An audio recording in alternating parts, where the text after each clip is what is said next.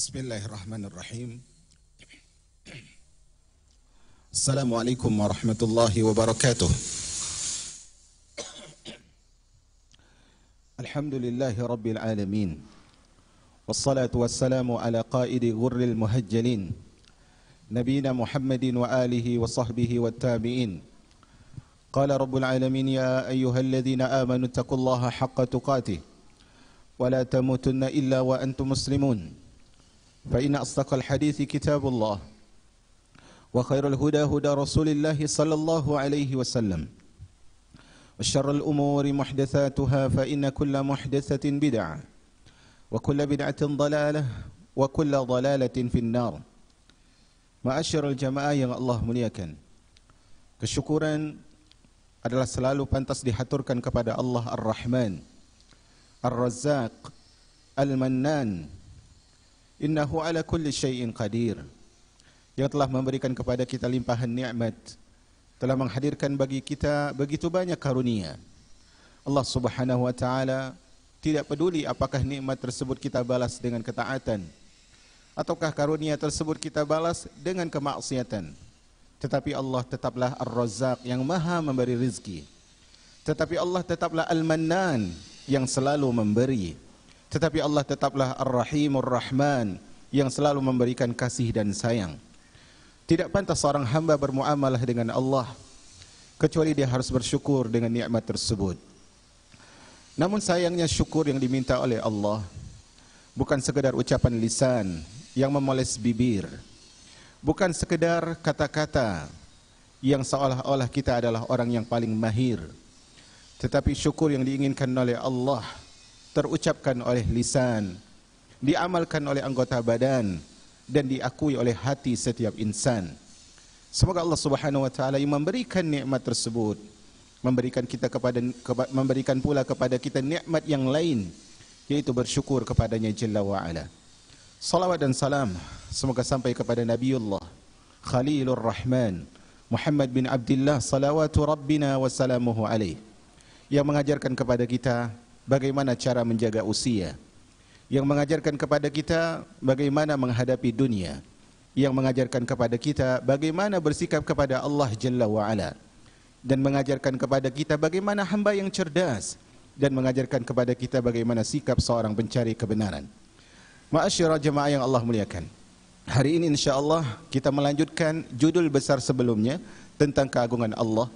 Tetapi kita akan berikan judul untuk kajian kita hari ini dengan tema orang yang cerdas dan pencari kebenaran. Orang yang cerdas dan pencari kebenaran. Tetapi sebelum kita masuk kepada pembahasan lanjutan ini yang sangat singkat, dan insyaAllah kita tidak akan lanjutkan ke pembahasan berikutnya, cukuplah dengan pembahasan yang singkat yang nanti merupakan kelanjutan dari yang dipaparkan oleh Al-Imam Ibnul Qayyim rahimahur rahman. Sebelumnya, marilah kita motivasi diri kita dengan motivasi yang diberikan oleh para ulama tentang bagaimana seharusnya sikap seorang muslim dan muslimah terhadap ilmu. Di pertemuan sebelumnya telah kita sampaikan bahwasanya ciri khas seorang salafi atau seorang salafiyah adalah dia tidak malas menuntut ilmu. Tidak pernah kita dapat sirah para salafus saleh. Mereka adalah orang-orang yang malas menuntut ilmu, tetapi mereka adalah orang-orang yang mengorbankan apapun yang mereka miliki untuk ilmu. Mari kita lihat apa yang diucapkan oleh Al-Imam Ibnu Abid Dunya tentang masalah ilmu. Beliau mengatakan, i'lam, ketahuilah, annal ilma asyrafu ma ragaba fihi ar-raghib. Kata beliau, ketahuilah bahwasanya ilmu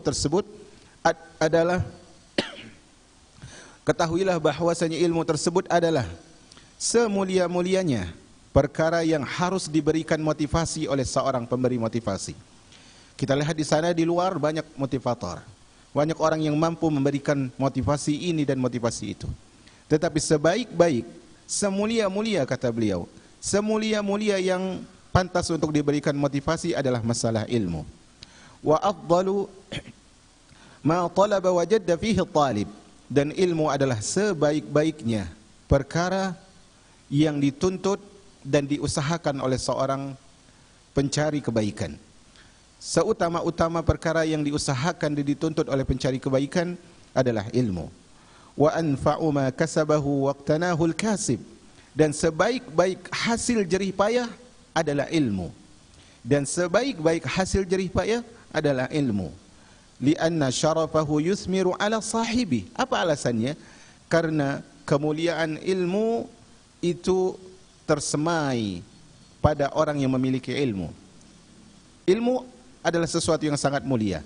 Karena mulianya ilmu, ahli ilmu menjadi mulia. Kemudian kata beliau, wa fadluhu yunmi ala talibihi, dan keutamaan ilmu itu akan tumbuh pada orang yang mencari ilmu.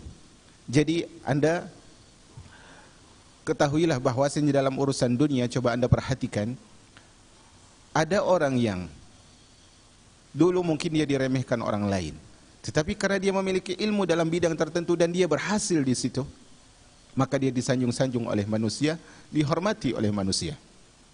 Jika itu adalah ilmu dunia, bagaimana dengan ilmu Allah, ilmu agama Allah Azza wa Jal?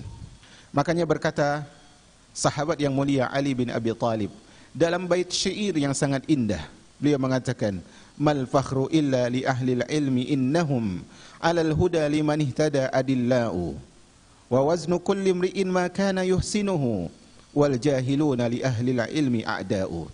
Kata Ali radhiyallahu anhu, tidaklah keutamaan itu melainkan hanyalah milik orang-orang yang memiliki ilmu. Dikarenakan dengan sebab merekalah orang yang mencari hidayah itu mendapat hidayah. Kita mendapat hidayah karena mendengar ini, mendengar itu, dan itu banyak kita dapatkan. Kita dapat hidayah karena perantaraan orang yang berilmu. Dan orang-orang yang berilmu itu bisa menimbang sesuatu menjadi bagus. Jadi kalau kita ingin menakar mana baik, mana buruk, mana yang tauhid, mana yang syirik, mana yang sunnah, mana yang bid'ah, maka itu adalah dengan ilmu.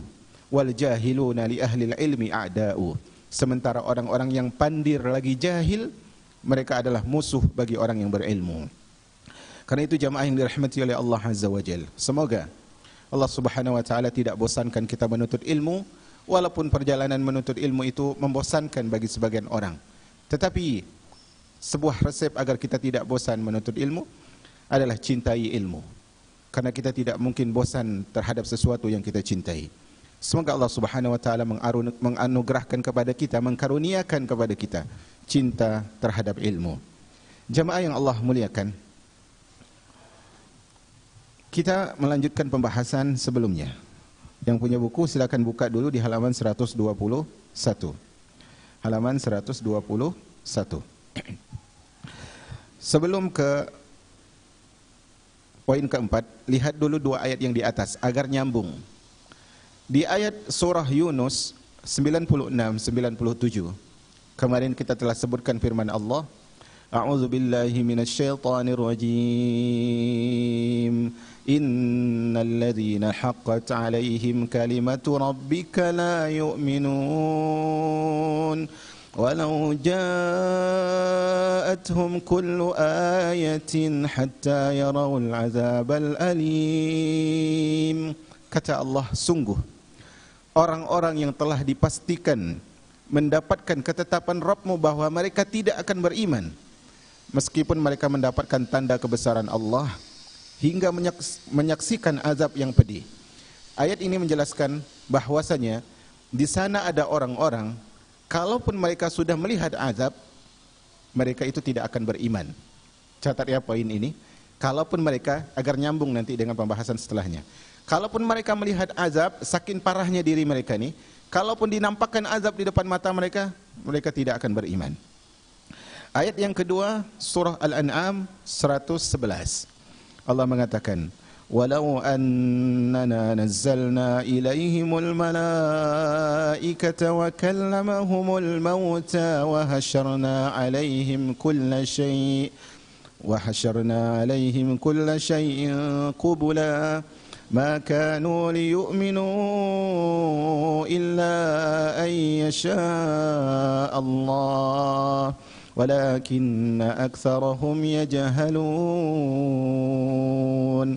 Dan sekalipun kami benar-benar menurunkan malaikat, seandainya malaikat turun kepada mereka, Dan orang-orang yang telah mati dijadikan bisa bicara dengan mereka. Itu tanda yang kedua.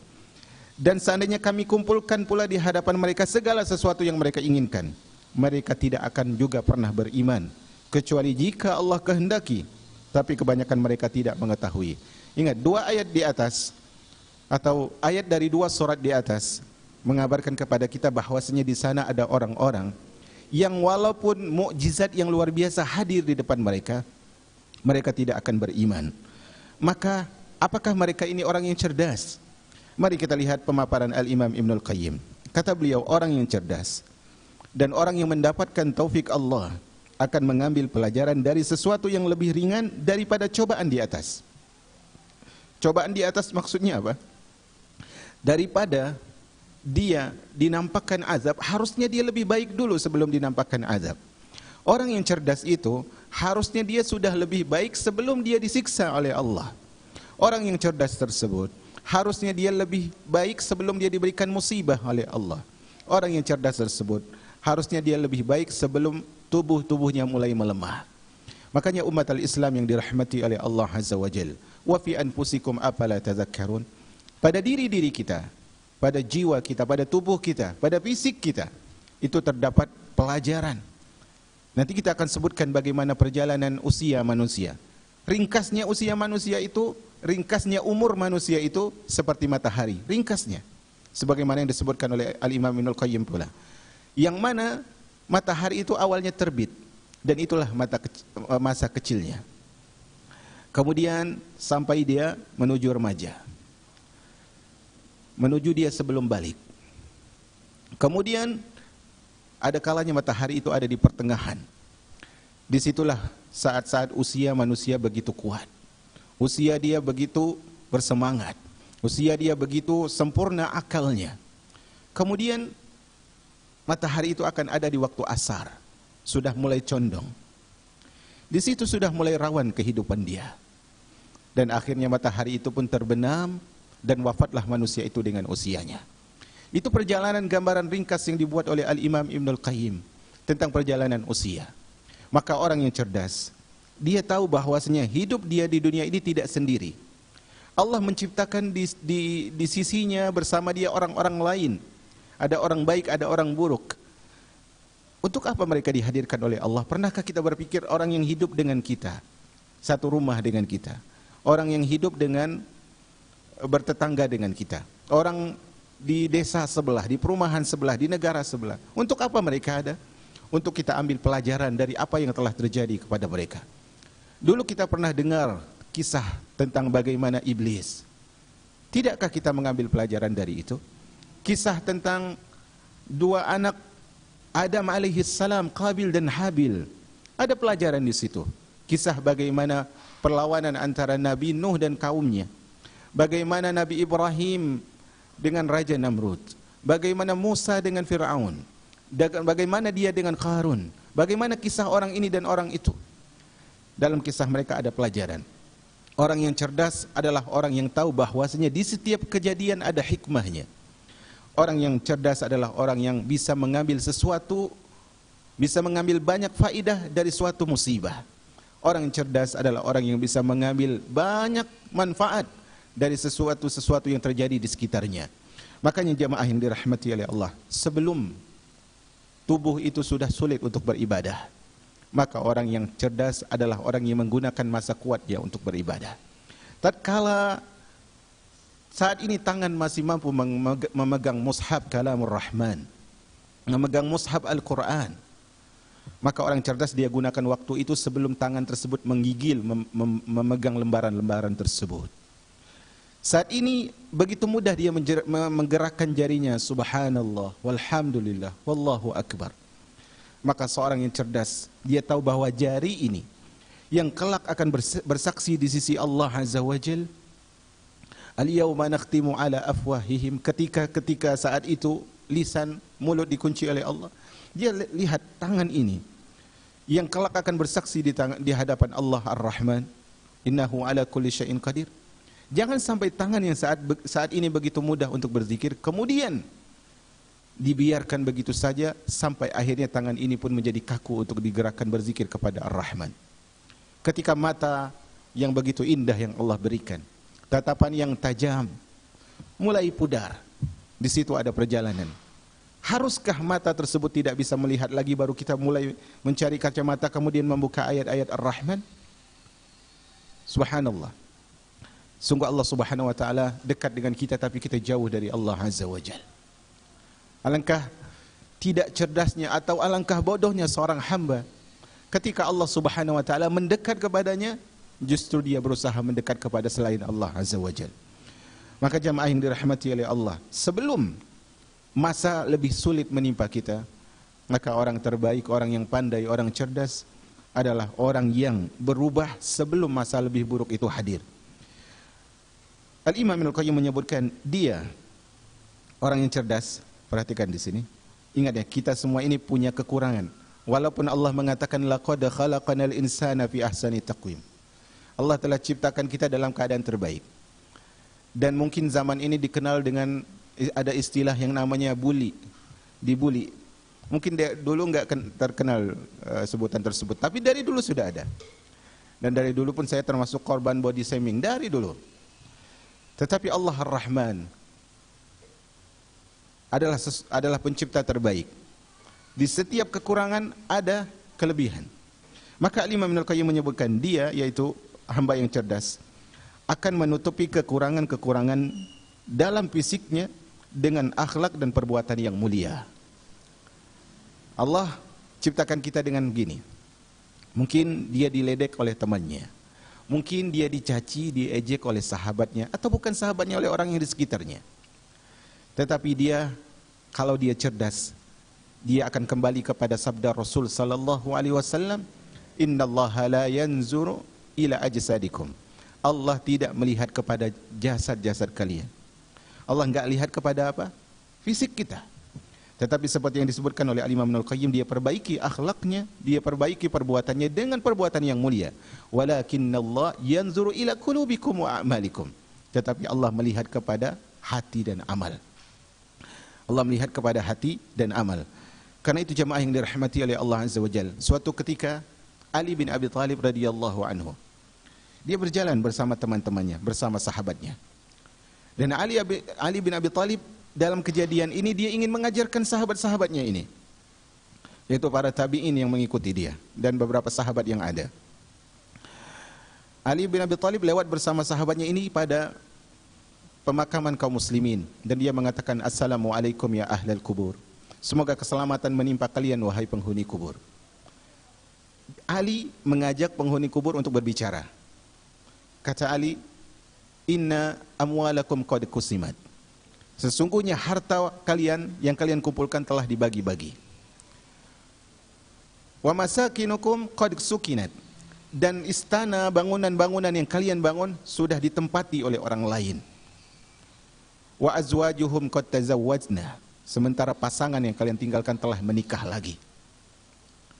Kata Ali bin Abi Thalib kepada penghuni kubur ini, "Inilah kabar dari kami wahai penghuni kubur. Apa balasan kalian? Kasih tahu apa yang kalian alami di kubur. Ini yang kami alami. Harta kalian sudah dibagi-bagi, rumah kalian sudah ditempati, pasangan kalian sudah nikah lagi dengan yang lain. Itu berita dari kami. Kasih tahu berita dari kalian." Ali tahu benar bahwasanya penghuni kubur enggak mungkin balas. Penghuni kubur enggak mungkin balas. Tapi Ali ingin mengajarkan orang yang berada di sekitarnya. Sehingga Ali bin Abi Thalib mengatakan, seandainya penghuni kubur bisa menjawab, mereka akan mengatakan, "Inna khairaz zadid." Ali bin Abi Thalib mengatakan, seandainya penghuni kubur bisa menjawab, mereka akan menjawab, "Inna khairaz zadid taqwa." Sungguhnya sebaik-baik bekal adalah takwa kepada Allah Azza wa Jalla. Allah mengatakan, "Wa tazawwadu fa inna khairaz zadid taqwa." Berbekallah karena sebaik-baik bekal adalah ketakwaan.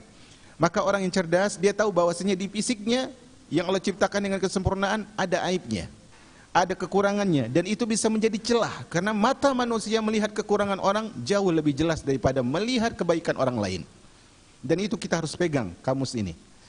Kamus bahwasanya manusia melihat kekurangan orang lain itu jauh lebih jelas daripada dia melihat kebaikan dan kesempurnaan orang lain. Jamaah yang dirahmati oleh Allah. Makanya Al-Imam Ibnul Qayyim mengatakan, semakin tua usia seorang hamba, maka semakin bertambah baiklah keimanannya. Kalau dia hamba yang cerdas. Ingat tadi, hamba yang cerdas adalah hamba yang hamba yang cerdas adalah hamba yang kalau usianya bertambah, bertambah pula imannya. Kalau usianya semakin berkurang menuju endingnya, bertambah pula kebaikan ibadahnya kepada Allah Azza wa Jalla. Karena itu Allah Subhanahu wa taala menjelaskan bahwasanya kita ini diciptakan dengan tahapan-tahapan. Silakan Anda buka surah Ar-Rum. Surah Ar-Rum ayat 54. Surah Ar-Rum ayat 54. Coba kita lihat. Allah mengatakan, Allahul ladzi khalaqakum min dha'fin thumma ja'ala min ba'di dha'fin quwwah ثم جعل من بعد قوة ضعفا وشيبة يخلق ما يشاء وهو العليم القدير. Perhatikan ini, Allah ciptakan kita dengan tahapan. Allah lah yang menciptakan kalian dari keadaan lemah. Kemudian Dia menciptakan kamu setelah lemah itu jadi kuat. Kemudian setelah kuat itu kamu jadi lemah lagi. Kemudian engkau beruban. Dan Dia menciptakan apa yang Dia kehendaki, dan Allah mengetahui, dan Allah Maha Kuasa. Perhatikan di sini jamaah yang dirahmati oleh Allah. Allah jelaskan keadaan kita, ending kita bukan semakin kuat. Awalnya kita lemah, dari bayi yang tidak bisa apa-apa. Kemudian kita diberikan kekuatan, usia remaja hingga usia 40 atau lebih sedikit dari 40. Kemudian Allah Subhanahu wa taala sebutkan ba'di quwwatin dha'fa wa syaiba. Setelah kuat tadi lemah lagi dan mulai beruban. Karena itu di antara hal yang harus kita perhatikan, tetapi kita kurang mempraktikkan ini. Kita terkadang ketika bertemu cermin, apalagi zaman sekarang ketemu cermin apa kerjanya? Sekarang ada mode baru. Kalau ketemu cermin apa? Ketemu cermin foto. Ketemu cermin foto, subhanallah. Makanya kita dapetin kalau kita pergi ke tempat keramaian nanti mereka ketemu cermin foto. Padahal dia fotonya wajahnya nggak dampak. Moto HP-nya sendiri. Subhanallah. Pada cermin yang kita hadapkan diri kita di situ, seharusnya bukan untuk memoles diri saja. Bukan untuk menutupi flek yang ada di wajah saja. Tapi lihat, dulu wajah ini tidak seperti ini. Makanya tadi saya katakan kepada teman saya lihat kajian saya sendiri. Saya katakan, Ustaz, wajah ini dulu nggak kayak gini. Kayaknya wajah ini udah tua kali. Subhanallah. Kita harus ingat, wajah ini dulu nggak seperti itu. Dulu mungkin disanjung-sanjung, dulu mungkin dibilang imut, apa bahasa sini, comel dan sebagainya. Tetapi sekarang berbeda. Rambut yang dulu merupakan mahkota kebanggaan dengan hitamnya. Kemudian rambut ini seolah-olah menyala di tengah malam gelap gulita. Uban. Dan kalau uban ini suka sembunyi, masih syukur. Yang namanya uban apa? Sukanya cari perhatian. Keluar dia. Subhanallah. Allah ingin ajarkan kepada kita bahwasanya usiamu bertambah, amalmu gimana? Usiamu semakin menuju endingnya, apakah bekalmu sudah selaras dengan perjalanan itu?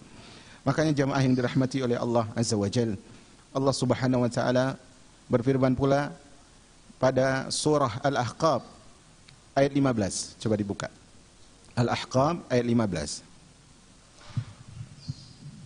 Allah Subhanahu wa taala mengatakan, wa wassaynal insana biwalidayhi ihsana حملته أمه كرها ووضعته كرها وحمله وفصاله 30 شهرا.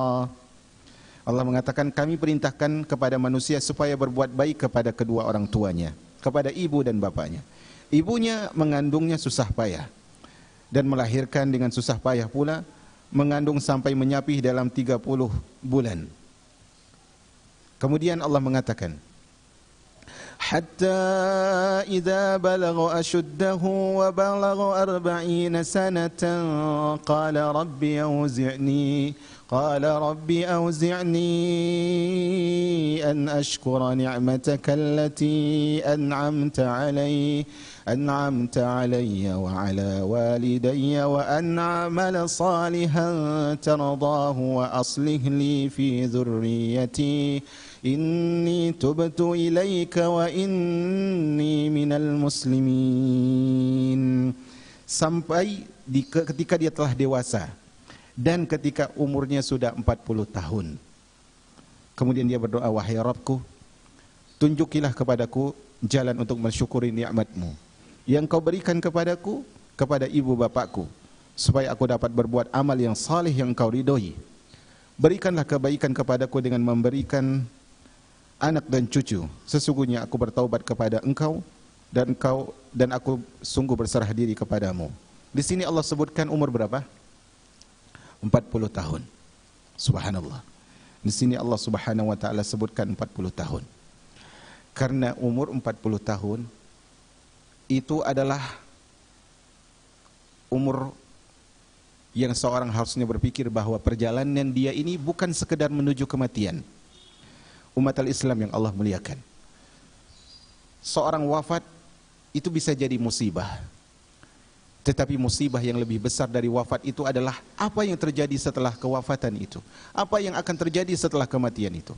Seorang yang berumur 40 tahun, dia harus tahu bahwasanya perjalanan dia menuju surga atau neraka itu sangat jelas.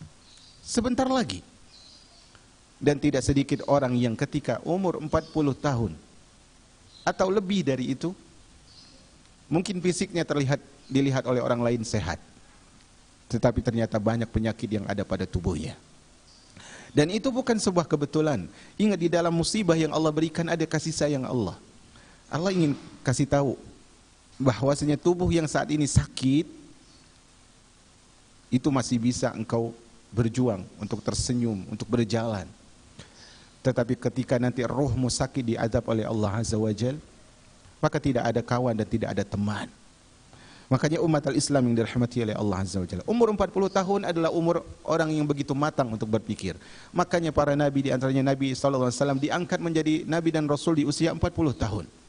Tetapi ketika usia matang ini 40 tahun dan lebih, itu digunakan dalam perkara-perkara yang bukan untuk berpikir tentang akhirat, maka alangkah rugi dan hinanya dia. Usia 40 tahun adalah usia yang harusnya kita bikin kompas, arahkan diri kita, jiwa dan raga, mengatakan, Allahumma inni tubtu ilaika, ya Allah, aku kembali kepadamu, aku bertobat kepadamu. Subhanallah. Umur 40 tahun adalah umur ketika seorang tersebut lebih suka untuk menambah bekalnya menuju akhirat daripada memikirkan apa yang dia tinggalkan untuk anak-anaknya. Di sana ada orang yang membangun rumah, di sana ada yang mengumpulkan harta, di sana ada yang mengumpulkan asetnya. Untuk apa? Masa depan katanya. Sesungguhnya masa depan yang harus dipikirkan adalah masa depan yang engkau bermula dari liang lahat sampai tegaknya hari kiamat, berakhir antara surga dan neraka. Maka jamaah yang dirahmati oleh Allah Azza wa Jalla, itulah hamba yang cerdas. Sekali lagi, memang Nabi SAW bersabda, kata Nabi SAW, usia umatku antara 60 dan 70. Sedikit yang lebih dari angka 70. Tetapi ini bukan pemastian, bisa jadi sebelum 50 engkau wafat, bisa jadi sebelum 60 engkau meninggal, bisa jadi sebelum 70 engkau game over. Semua itu sangat mungkin. Dan subhanallah, kalau kita renung ya, kenapa Allah Subhanahu wa taala menjadikan umur umat Rasulullah ini pendek? Kalau kita mau bersyukur kepada Allah, kita bisa lihat agar apa? Agar kita hidup di dunia ini tidak jemu. Iwallah, demi Allah, kehidupan dunia ini menjemukan. Di balik tawa ada luka, di balik senyum ada hati yang mendung, di balik faras yang terlihat begitu ria, di sana ada derita yang membara. Itulah kehidupan dunia. Kalau mungkin kita dihidupkan 80 tahun, pasti kita sudah merasa bosan hidup. Kalau kita diberikan usia 90 tahun, pasti kita sudah berharap kapan ajal ini datang. Kalau diberikan 100 tahun, kita sudah bingung mau berbuat apa. Makanya usia saat ini, ambillah rumus yang diberikan para ulama. Silakan Anda catat rumus ini. Semoga dengan rumus ini kita bisa mengambil pelajaran.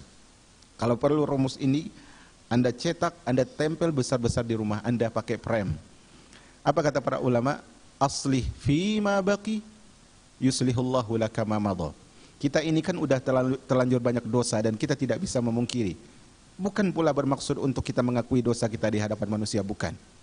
Tapi kata para ulama, aslih fima madha, aslih fima baqi yuslihullahu laka ma madha.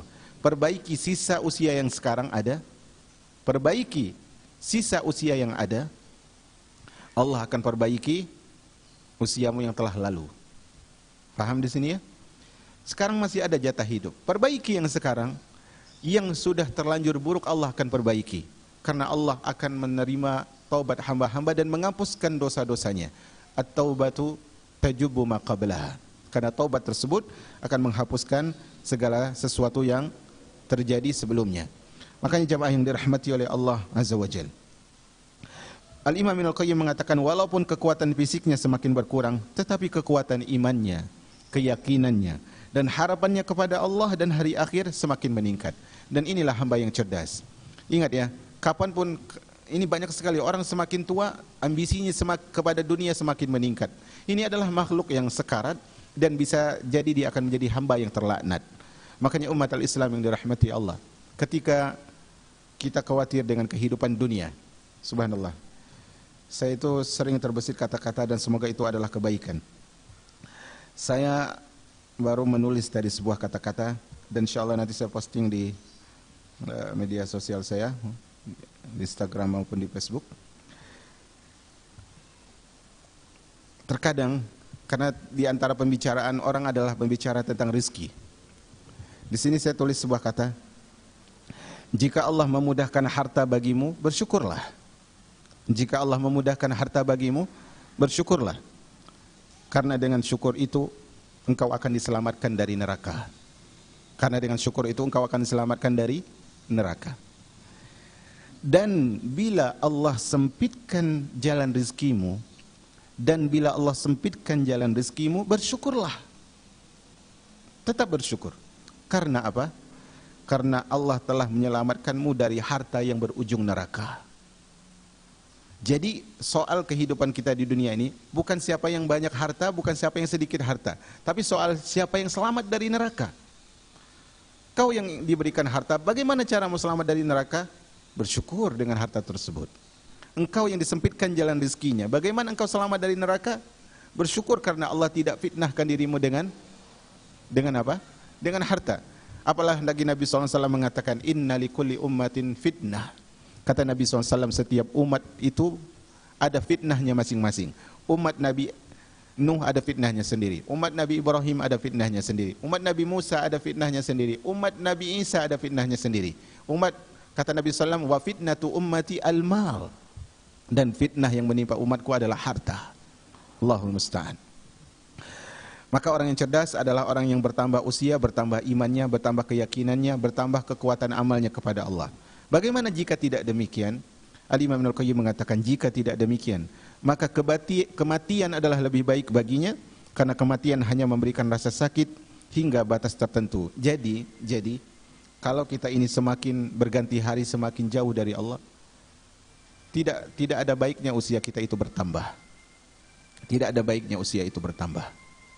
Kalau usia bertambah hari, setiap hari matahari terbenam, kemudian terbit lagi, kemudian terbenam lagi, dan terus ternyata kita makin buruk, maka yang lebih ringan dari itu adalah kematian. Karena apa? Kata Nabi SAW, di antara doa Nabi SAW apa? Waja'alil mauta rahatan lana min kulli syarr. Jadikanlah kematian itu sebagai jalan istirahat dari segala keburukan. Maka ini doa yang harus kita ucapkan. Ya, waja'alil hayata ziyadatan lana fi kulli khair. Jadikanlah ya Allah kehidupan ini sebagai kesempatan untuk menambah kebaikan. Waja'alil mauta rahatan lana min kulli syarr. Dan jadikanlah kematian sebagai istirahat dari keburukan. Jadi kalau amal kita tidak bertambah, maka yang terbaik bagi kita saat itu adalah mati.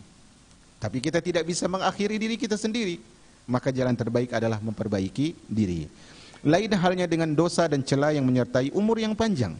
Karena yang demikian itu hanya akan menambah derita, kesedihan, kesusahan, penyesalan seorang hamba. Jadi kalau usianya panjang, semakin banyak celahnya, semakin banyak dosanya. Sejatinya dia bukan menambah bukan sekedar menambah usia, tapi dia menambah kesedihan yang menimpanya dan akan menantinya. Kemudian dia menambahkan kesusahan dan kekalutan, sehingga akhirnya dia akan menyesal ketika Allah Subhanahu wa taala hisab dia nanti di hari kiamat. Jamaah yang dirahmati oleh Allah Azza wa Jalla. Ada satu ayat, dan saya lupa surah apa ayat berapa. Allah berfirman tentang penghuni kubur. Apa kata mereka? Qala, tentang penduduk neraka pula. Apa kata Allah? Qala rabbirji'un. Allah menceritakan tentang penduduk neraka ini. Apa kata penduduk neraka? Ya Allah, irji'un, kembalikan sebentar saja. La'ali a'malu salihan fima taraktu. Ya Allah, kembalikan aku sebentar saja di dunia. Untuk apa? Untuk aku mengerjakan kebaikan sedikit saja, daripada aku untuk memperbenarkan atau memperbaiki apa yang aku tinggalkan dulu. Jadi orang kalau sudah meninggal itu, kalau dia dihidupkan lagi, dia tidak akan jenguk keluarganya, dia tidak akan cari hartanya, dia tidak akan cari istrinya, dia tidak akan cari suaminya, dia tidak akan cari anak-anaknya. Tapi yang dia lakukan apa? Dia akan beribadah kepada Allah walaupun sebentar saja. Maka ingat, kehidupan sekali, kehidupan di dunia itu sekali. Maka umur yang panjang akan menjadi sesuatu yang baik dan bermanfaat apabila digunakan untuk merenungi, memperbaiki, memanfaatkan dengan amal saleh, dan mengisinya dengan taubat nasuha.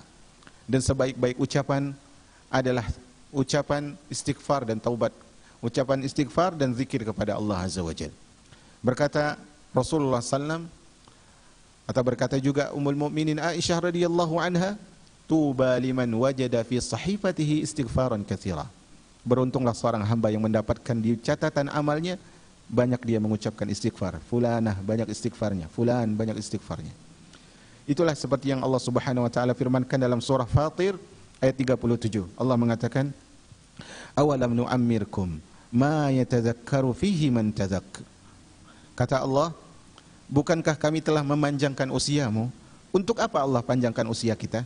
Dulu usia kita mungkin 10, kemudian 20, kemudian 30, sekarang ada yang 40, ada yang 50. Untuk apa? Untuk kita berpikir. Untuk kita berpikir. Jadi usia tersebut bukan untuk sekedar kita hitung. Subhanallah.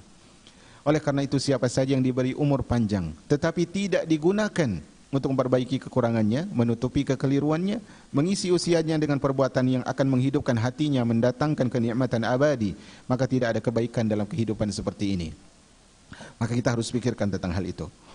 Dan sebagaimana kita sebutkan tadi umat al-Islam, bahwasanya, ya, perhatikan, sesungguhnya setiap hamba Allah itu, perhatikan, sesungguhnya setiap hamba Allah itu menempuh perjalanan menuju surga atau neraka.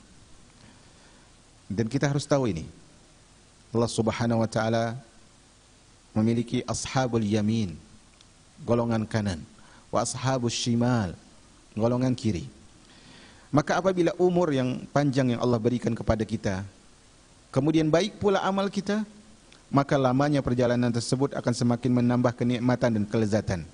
Pernahkah Anda pergi jalan-jalan, kemudian Anda merasa letih, tapi karena melihat isi dari perjalanan itu adalah pemandangan yang indah, tempat yang ramah dan sebagainya, Anda bahagia? Maka usia pun harusnya seperti itu. Panjangnya usia, semakin baiknya amal kita, maka kita akan merasakan nikmat dan lezatnya. Karena itu, semakin panjang jarak tempuh perjalanan menuju kenikmatan dan kelezatan itu, semakin besar dan kuat pula kerinduan untuk menggapai kebahagiaan tersebut.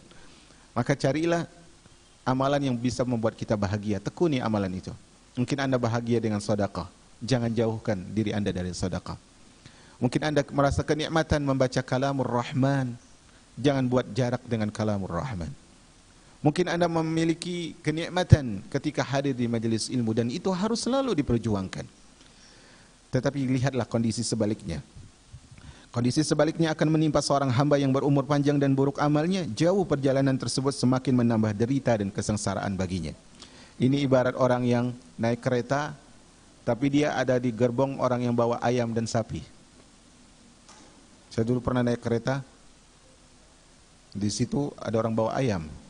Subhanallah. Dan itu cukup menderita. Padahal perjalanannya sebentar saja. Sementara kalau usia panjang tapi amalnya buruk, itu derita dan kesengsaraan bagi pemilik usia itu. Dari hari ke hari perjalanannya semakin menurun ke bawah. Ingat nih, usianya makin bertambah tapi perjalanannya makin apa? Turun. Artinya makin negatif. Padahal perjalanan seorang musafir itu seharusnya tidak selamanya menurun. Ada kalanya dia naik, walaupun kadang dia turun. Ingatlah sabda Nabi SAW dalam hadis yang diriwayatkan oleh Imam Ibn Hibban. Nabi SAW mengatakan, siapakah pemilik usia yang terbaik itu? Kata Nabi SAW, khairukum man tala umruh wa hasuna amaluh. Sebaik-baik kalian adalah orang yang panjang usianya, baik pula amalnya. Panjang usianya, baik amalnya. Wa syarrukum man talla umruhu wa qabuha amaluh. Dan seburuk-buruk kalian yang panjang usianya tetapi buruk amalnya. Subhanallah. Ini tidak terbayang jemaah.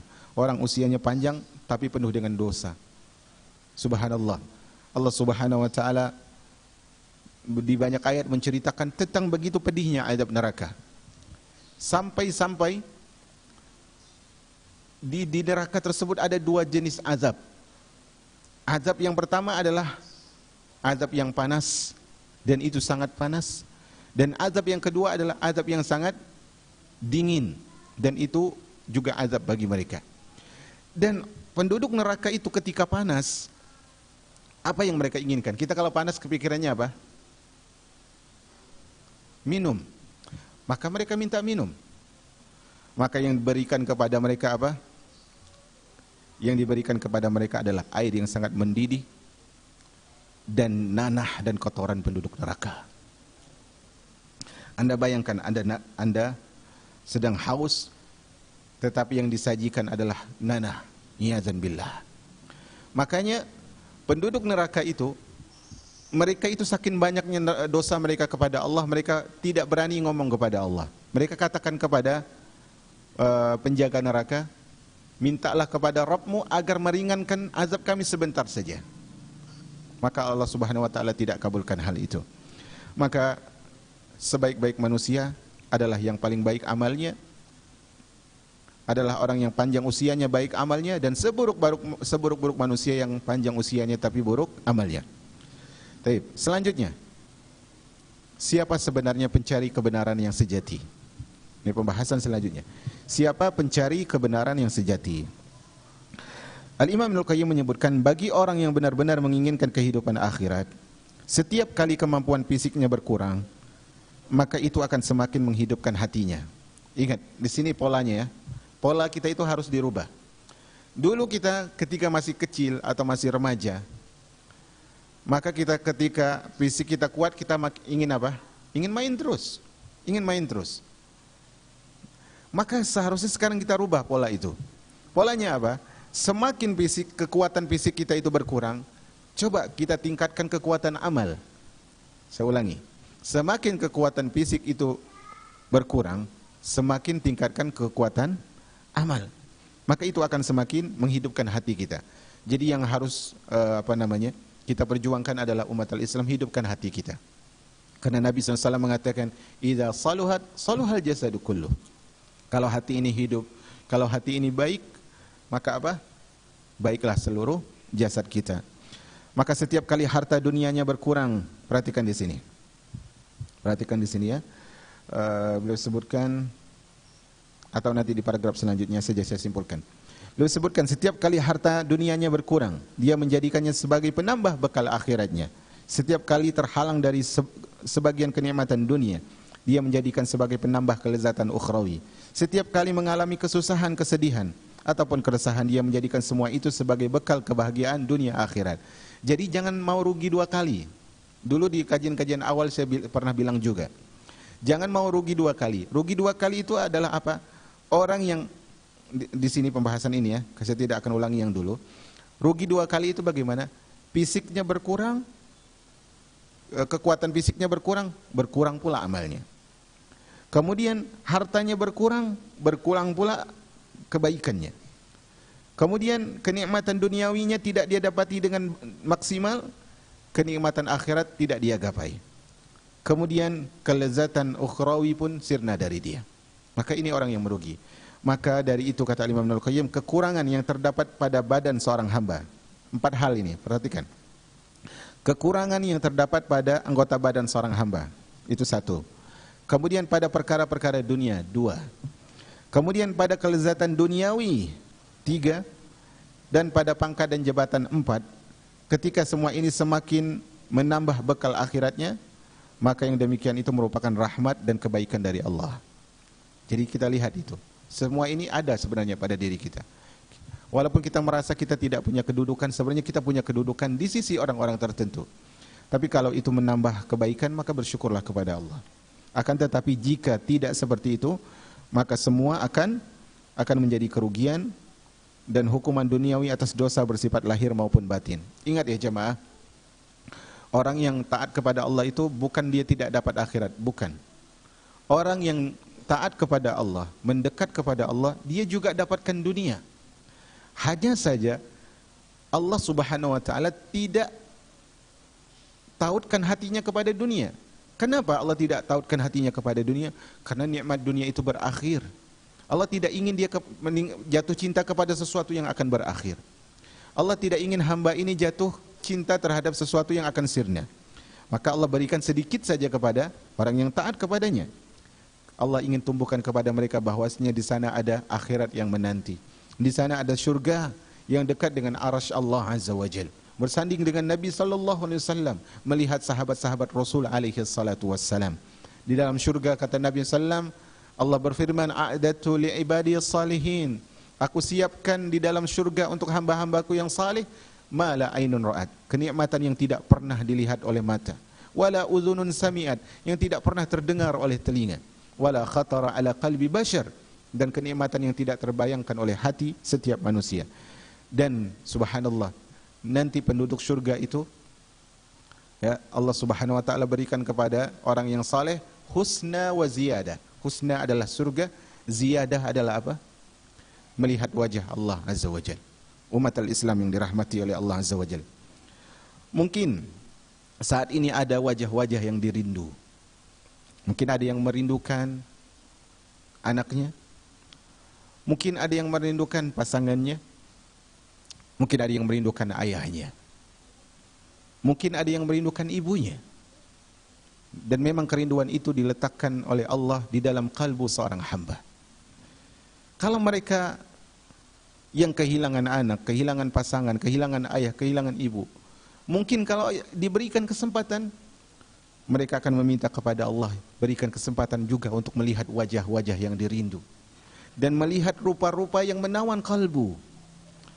Tetapi ketahuilah ibadallah, ketahuilah jamaah yang dirahmati oleh Allah, di sana ada wajah yang jauh lebih indah. Di sana adalah wajah yang subhanallah, yang ketika kalau wajah itu disingkapkan hancurlah dunia ini. Karena itu Nabiullah Musa alaihissalam, dia berharap melihat Allah. Nabi Musa mengatakan, arini anzur ilaik. Ya Allah, perkenankan aku melihat wajahmu ya Allah. Dia bukan ragu kepada Allah, enggak. Tapi dia tahu Allah itu maha indah. Dan dia tahu Allah itu jamilun yuhibbul jamal, maha indah lagi mencintai keindahan. Maka Nabi Musa mengatakan, Rabbi arini anzur ilaik. Ya Allah, aku ingin melihatmu. Di mana? Dunia. Apa kata Allah? Qala lan tarani. Wahai Musa, kau ingin melihatku? Kau enggak akan mampu melihatku. Walakin inzur ilal jabal. Tapi kalau engkau mau melihat, coba lihat ke arah gunung itu. Fa in istaqarra makanahu fasawfa tarani. Kalau gunung itu bisa bertahan, kau akan lihat wajahku. Maka ketika Allah Subhanahu wa taala ingin menampakkan dirinya, gunung tersebut tidak kuasa dan bergetar, dan Nabi Musa pun apa? Pingsan. Subhanallah jamaah. Pernahkah, subhanallah ya, semoga Allah tidak hadirkan BTS itu di kota ini, karena saya ada baca. Ya, semoga yang hadir sini nggak nonton BTS kalaupun hadir. Ya, orang-orang K-pop itu katanya mau hadir. Di sana perhatikan. Di sana ada orang-orang kalau melihat idolanya dia pingsan. Subhanallah. Itu yang dilihat orang kafir, orang fajir, orang fasik.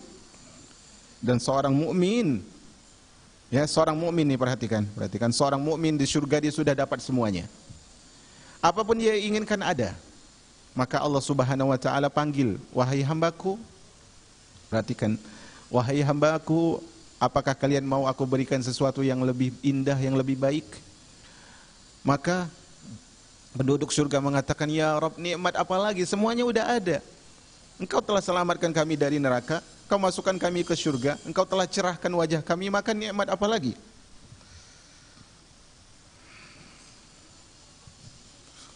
Maka saat itu umat al-Islam,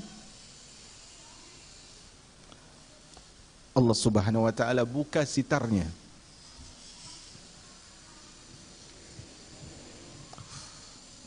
Dan Allah Subhanahu wa taala nampakkan wajahnya kepada penduduk surga. Wujuhu yawma idzin musfirah, dhahikatun mustabshirah. Di sana ada wajah-wajah yang berseri. Di sana ada wajah-wajah yang berseri, dia bahagia dan tertawa. Wujuhu yawma idzin nadhirah ila rabbiha nadhirah. Di sana ada wajah-wajah yang begitu ceria, begitu bahagia. Ada apa gerangan? Karena mereka melihat kepada Allah Azza wa Jalla. Semoga Allah Azza wa Jalla tidak mengharamkan mata kita melihat wajahnya Jalla wa Ala. Semoga Allah Subhanahu wa taala mengizinkan kita masuk surga, bersanding bersama Rasulnya, dan melihat wajahnya yang mulia. Sekira sampai di sini. Subhanakallahumma bihamdika, asyhadu an la ilaha illa anta, astaghfiruka wa atubu ilaik. Assalamualaikum warahmatullahi